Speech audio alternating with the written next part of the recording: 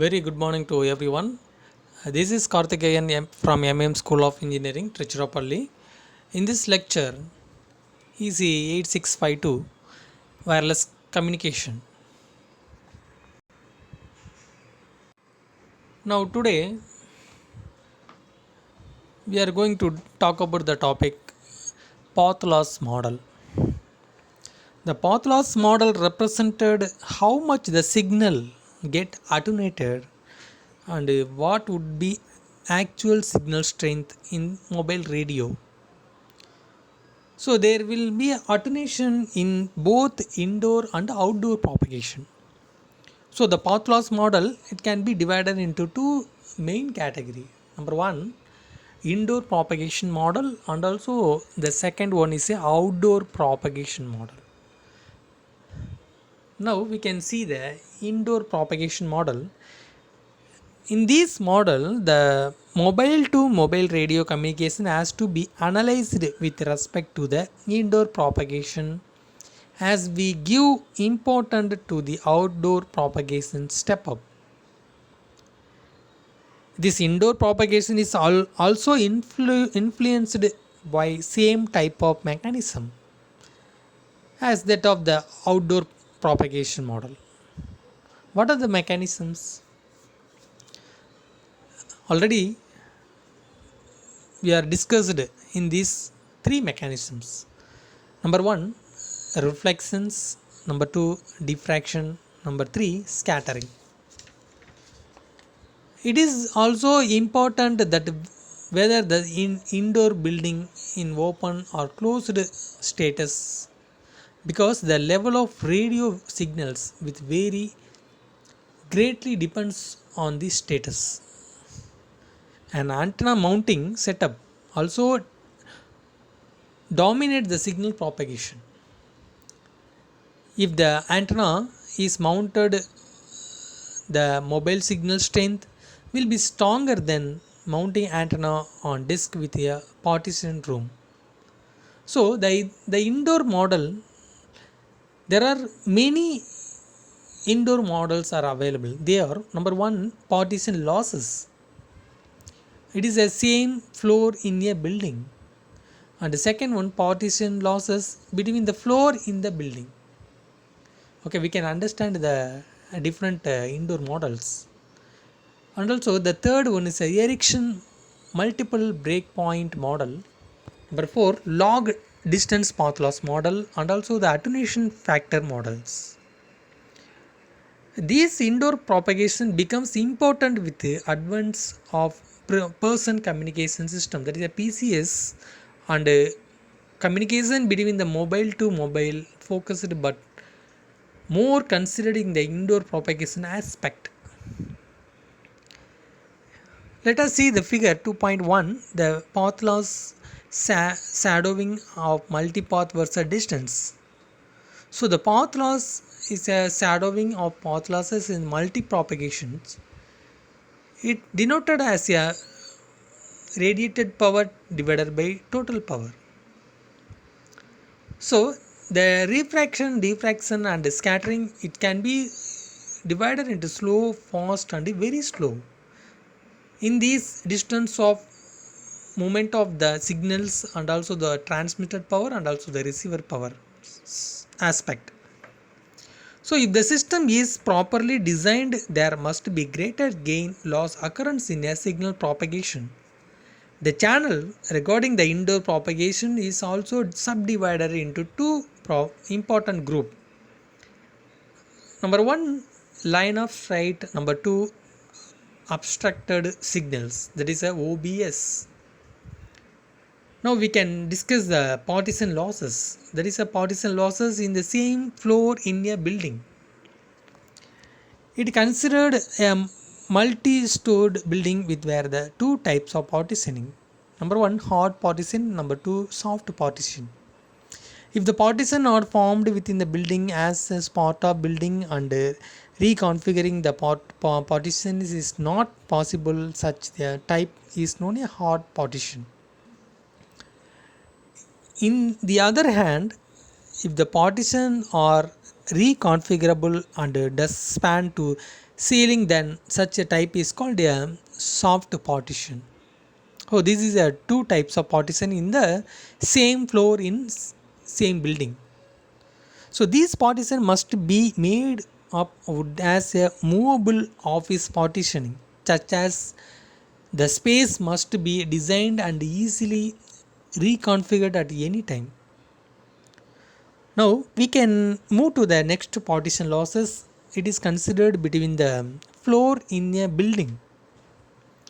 So already we can discuss the same floor in the building. Now we can discuss the partition losses in the floor in the building. The floor of building depends on entire design or plan of construction of the building. The external projections or number of windows available, presence of influencing losses in radio wave propagation, they may greater attenuation in the radio energy. Now in this indoor propagation model, the third one is a multiple breakpoint model.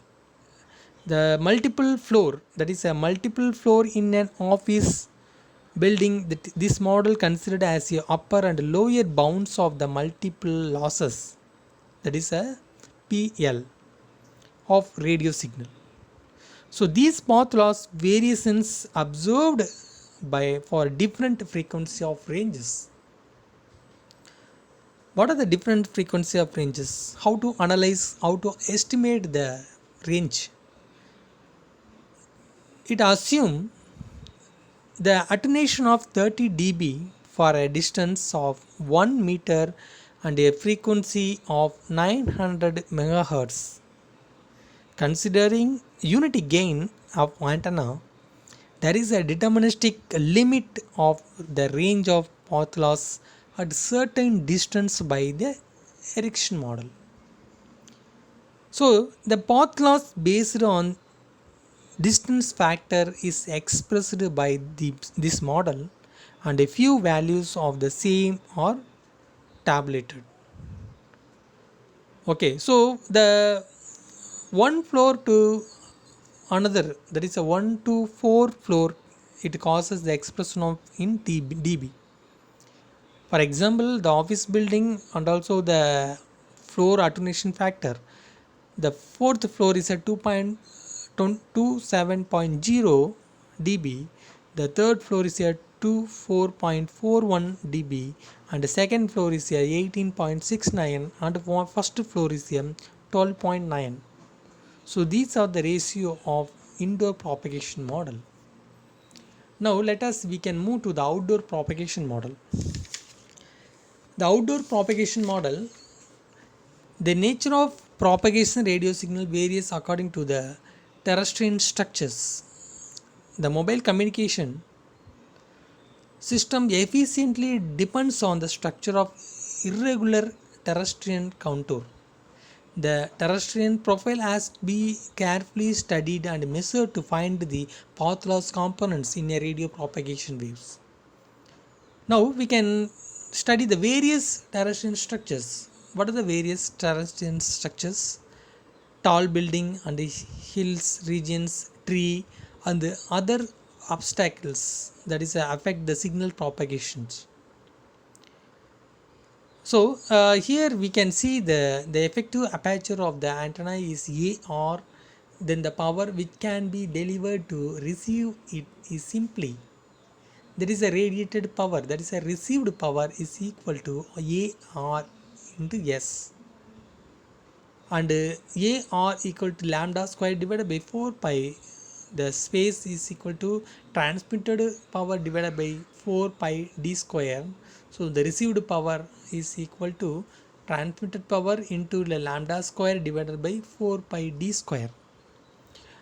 So in this outdoor propagation model we can analyze, we can estimate to different models. That is first one is a Durkin model, second one is a Longley Rice model, third one wide band PCS microcell model, and fourth one Okumura model, and fifth one Hata model, and sixth one PCS extension model.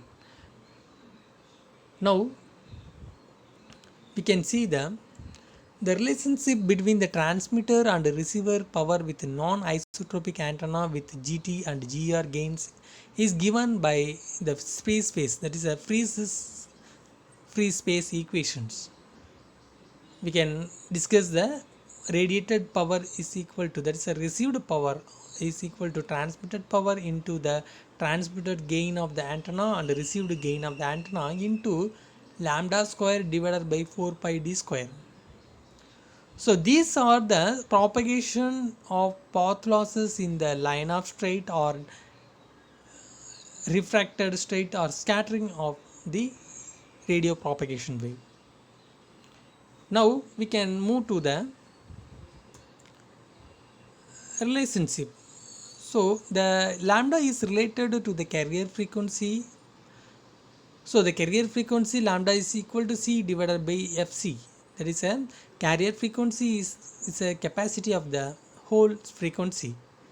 And then the free space received signal strength at a distance, that is a range of received power is equal to transmitted power and transmitted gain antenna received gain antenna divided by C square divided by 4 pi Fc d square. So in this session we can discuss the free space losses of individual signals in the radiated or received power and transmitted power in the individual channels. Thank you for watching this video.